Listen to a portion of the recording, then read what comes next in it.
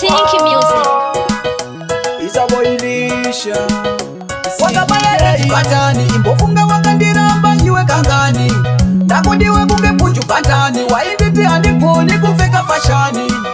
Aiwe wakanonoka undida iwe wakanonoka manjinda nemumwe iwe wakanonoka undida iwe wakanonoka manjinda nemumwe iwe wakanonoka.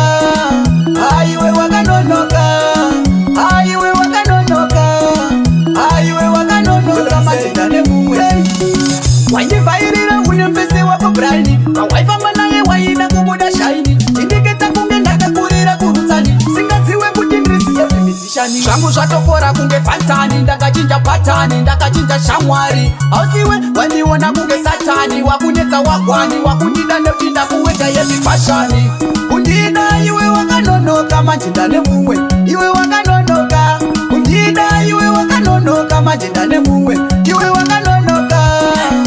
Aiwe wakanonoka aiwe wakanonoka aiwe wakanonoka manjinda nemumwe wakabaya redi batani imbofunga wakandiramba iwe kangani ndakudiwe kunge punju batani wainditi handigoni kupfeka fashani saka ndimbokuimbira zvakasara kare kunge ashani chimbomira ukata angu masaisai chimbondisiya ndimbopenya kunge shaitai. Undida iwe wakanonoka manjinda nemumwe iwe wakanonoka undida iwe wakanonoka manjinda nemumwe iwe wakanonoka. Aiwe wakanonoka aiwe wakanonoka aiwe wakanonoka manjinda nemumwe waindivhairira une mfese wako braini awaifamba naye waida kubuda shaini indiketa kunge ndakakurira kurutsani singaziwe kuti ndisiye zvemisishani zvangu zvatokora kunge fantani ndakachinja patani ndakachinja shamwari ausiwe wandiona kunge satani wakunetsa wagwani wakundida nekuti ndakuweka yemifashani.